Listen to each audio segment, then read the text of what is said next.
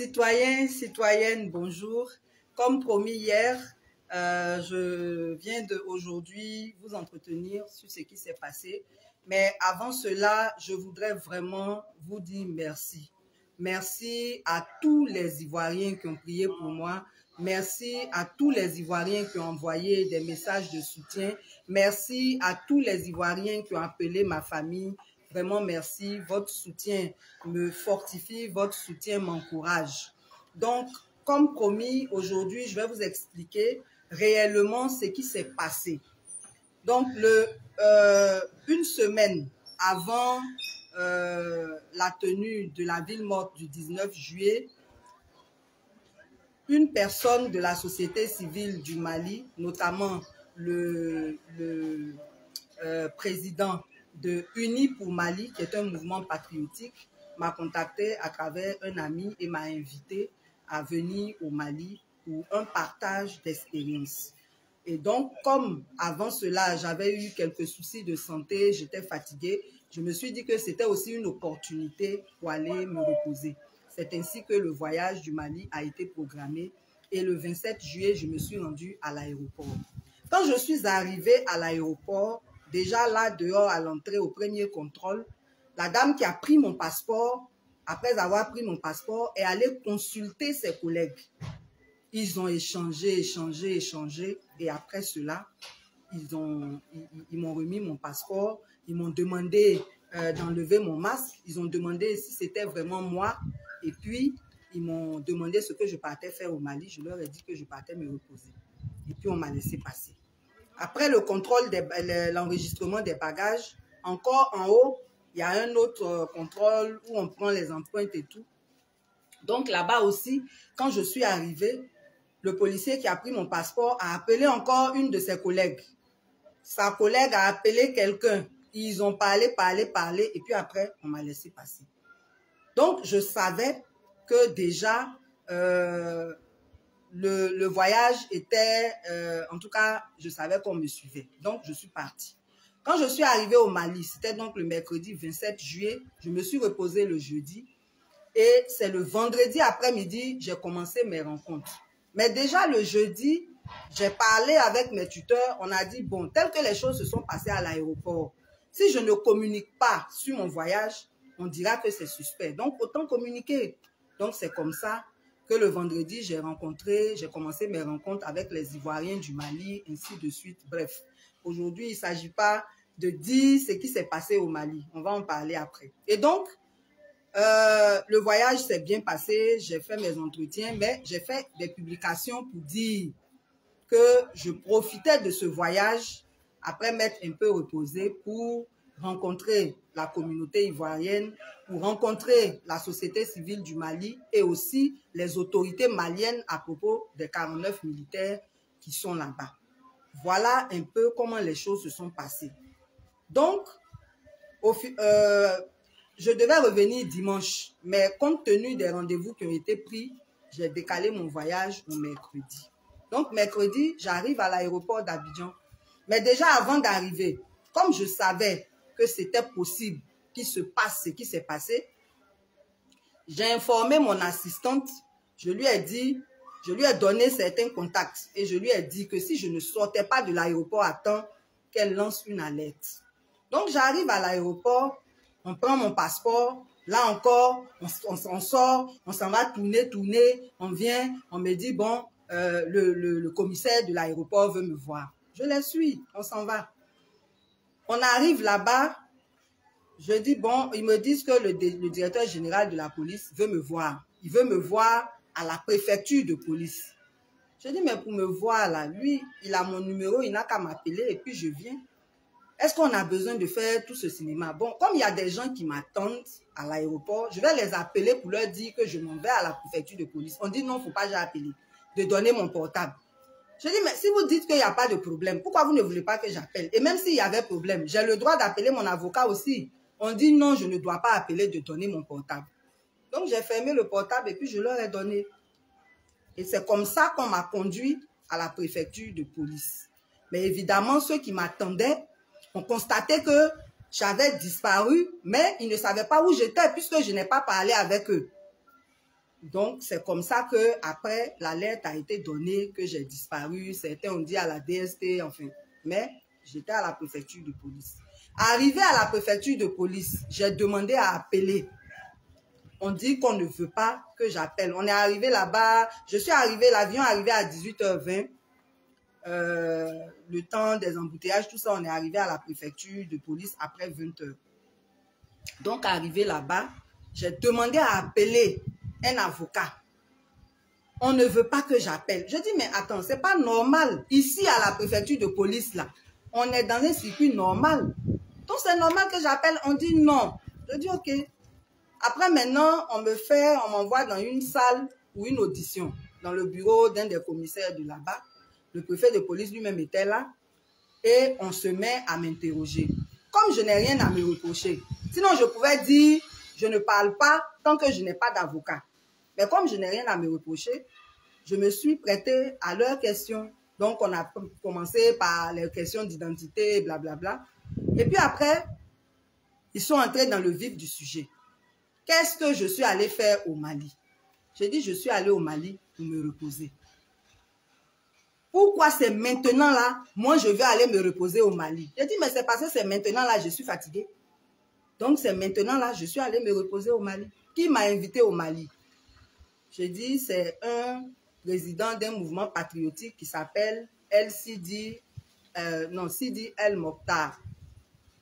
On me dit, ça là même, c'est le nom de djihadiste. On dit, bon, quand tu es parti là-bas, là, tu as rencontré ceux qui ont renversé IBK. J'ai dit, qui a renversé IBK? Si vous me dites qui a renversé IBK, je vous dirai si je les ai rencontrés. On me dit, bon, le pays là, quand le pays est en paix, vous n'êtes pas content, vous faites des choses. J'ai dit, mais attendez, c'est moi qui suis parti au Mali. C'est moi qui sais pourquoi je suis parti au Mali. Et puis, vous me prêtez des intentions. Ils disent, non, on vous connaît. Ils ont commencé à parler. J'ai dit, bon, si c'est comme ça, comme ce n'est pas simplement pour me demander les choses, pour m'écouter, et que c'est pour m'accuser, donc moi je ne parle plus. Vous me donnez un avocat, et puis on continue. Et puis en quoi est-ce que c'est un délit d'aller au Mali? Vous n'avez pas fermé la frontière le Mali. Donc on peut aller au Mali quand on veut. C'est quoi le problème? Non, non, non, non, non. Que moi là, je suis allée préparer un coup, et ceci et cela. J'ai dit, mais quand vous allez arrêter même d'accuser les gens sans preuve? Ils ont fouillé mes bagages, ils n'ont rien trouvé. Ils ont pris mon téléphone. On dit de donner mon code. J'ai dit, code là, c'est personnel, je ne donne pas. Ils disent, bon, ils vont donner ça à la DITT. J'ai dit, oui, ce que vous allez trouver dedans là, c'est ça, mais moi, je ne donne pas mon code. Et puis, ils sont partis avec le téléphone, ils sont partis avec le passeport. Donc, on s'est arrêté à ça. Et puis, ils sont allés faire le PV maintenant. Donc, le PV vient.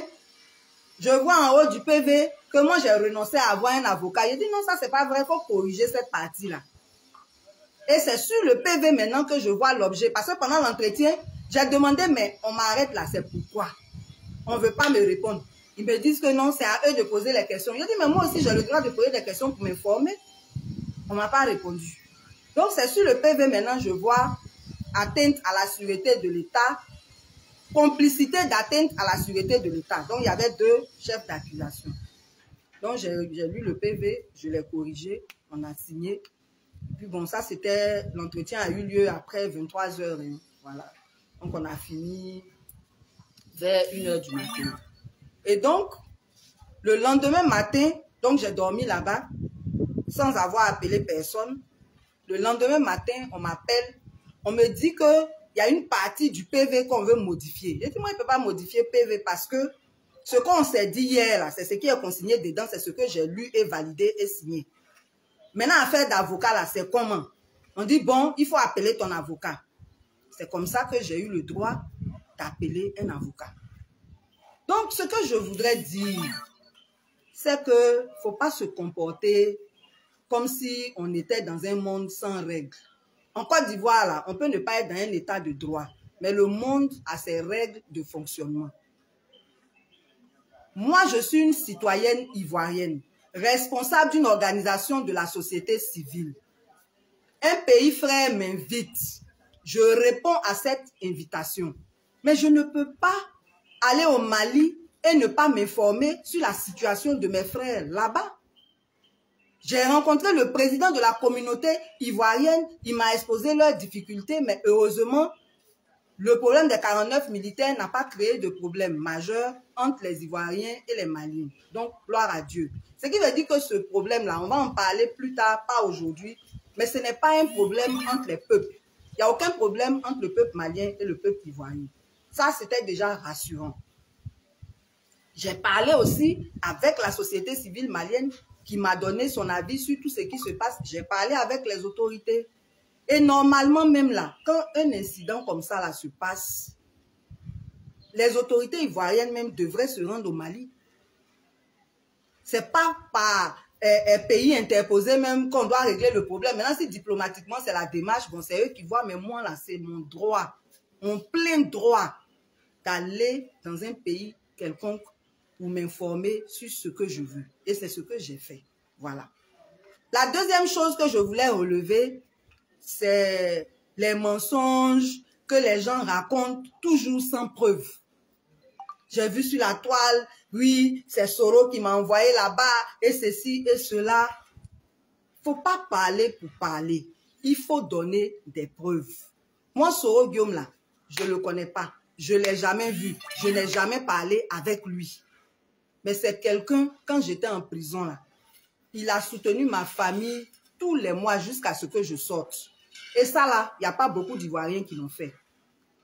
Donc, ne serait-ce que par reconnaissance, là, c'était normal qu'à ma sortie, j'aille dire merci à GPS. Et c'est ce que j'ai fait. Et si c'était à refaire, je le referai. Maintenant, si Soro est votre problème, vous n'avez pas à lier tout à Soro. Maintenant, quand vous liez aussi tout à Soro, là, ayez vos preuves. Vous avez fouillé mes bagages, vous n'avez rien trouvé dedans. Vous êtes là, vous parlez, vous racontez des bêtises. Bon, moi, ce que je veux dire au peuple de Côte d'Ivoire, c'est que je suis un enfant du peuple et je combats pour le peuple. Je suis pour la vérité et je combats dans la vérité. Quand on m'accuse de quelque chose, il faut qu'il y ait des preuves. C'est tout. Tout le reste là, c'est bavardage. Voilà. Donc, je me devais, par rapport à tout le soutien qui m'a été apporté par tous les Ivoiriens et même par des Maliens, venir ce matin, parce qu'il y en a qui ne croyaient pas que le vocal que j'ai fait hier était de moi. En fait, je sortais de là-bas, j'étais un peu fatiguée, donc peut-être que ma voix n'était pas tonifiante, mais c'était moi. Et aujourd'hui, je vous ai donné les faits, je vous ai expliqué ce qui s'est passé à la préfecture.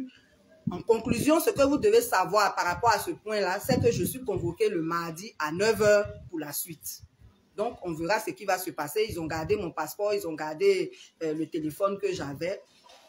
Donc, voilà pour cette information. Maintenant, pour la suite de la lutte, je vous avais déjà annoncé depuis qu'après le discours du chef de l'État, je ferai une conférence de presse le lundi 8 pour analyser ce discours et donner, si nécessaire, un mot d'ordre. Donc, cette activité tient. Le samedi, nous tous, on va écouter le chef de l'État. On verra ce qu'il dira sur les prisonniers politiques. On verra ce qu'il dira sur la vie chère, particulièrement le péage de Bassam et l'application des prix. On verra ce qu'il dira sur toutes les préoccupations des Ivoiriens que nous avons énumérées au moment où nous avons fait notre conférence de presse et que je ne suis les points sur lesquels je ne voudrais pas revenir aujourd'hui. Et donc, le lundi, je tiendrai ma conférence de presse. Si on ne m'avait pas arrêté le lendemain de mon retour, c'est-à-dire hier, je voulais tenir une conférence pour parler du cas du Mali. Ça n'a pas été possible compte tenu de ce qui s'est passé. Donc, le lundi, là, on va parler des deux sujets. On va parler du sujet du Mali et on va parler du discours du chef de l'État. Donc, je voudrais encore une fois dire merci à tous ceux qui m'ont soutenu et vous dire que c'est très, très, très important que nous soyons solidaires. Hier, j'étais à la préfecture de police. Il y a 42 travailleurs de la poste qui ont été emmenés là-bas. Simplement parce qu'ils ont grévé, parce qu'on ne les paye pas. Mais est-ce que c'est normal que quelqu'un travaille et puis on ne le paye pas? Je ne sais pas quelle suite a été donnée au dossier, mais je veux dire que si nous, les Ivoiriens, nous ne sommes pas solidaires, nous n'obtiendrons jamais de justice. Nous n'obtiendrons jamais de réponse correcte à nos problèmes. Nous n'attendons jamais de satisfaction à nos revendications qui sont justes. Et ce que nous demandons là, c'est la justice sociale, c'est le partage équitable des richesses, c'est le respect de nos lois, c'est l'application des lois que nous prenons, c'est l'application des mesures qu'on prend en faveur des populations, c'est le respect des populations qui doivent être consultées avant certaines décisions. C'est tout ça. On lutte pour un état de droit. Et pour lutter pour l'état de droit, il faut que nous soyons solidaires. Donc, rendez-vous le lundi et que Dieu vous éclaire, que Dieu vous fortifie, que Dieu vous donne vraiment la sagesse afin que chacun dépasse ses appartenances politiques, religieuses, ethniques pour voir l'intérêt national, pour voir l'engagement citoyen, pour s'engager véritablement sur, comment on appelle ça, tout ce qui concerne le peuple. Donc, je remercie tous les membres de ACI. Je remercie tous les cyberactivistes qui se sont engagés dans vraiment la lutte, dans la défense de ce que nous faisons. Je ne vais pas citer de noms pour ne pas frustrer les uns et les autres. Tous ceux qui ont participé se connaissent. Continuons d'être solidaires, continuons de nous serrer la main et nous aurons la victoire. Et nous aurons cette nouvelle Côte d'Ivoire qui est vraiment pour l'intérêt de tout le peuple. Et nous n'allons pas baisser les bras. Tant que nous aurons la bouche pour parler là, on va parler, on va dire la vérité, on va lutter. Et on espère que petit à petit, chacun comprendra le sens de ce que nous sommes en train de faire. Et ensemble, nous aurons la victoire sur l'oppression. Que Dieu bénisse votre week-end vraiment à lundi.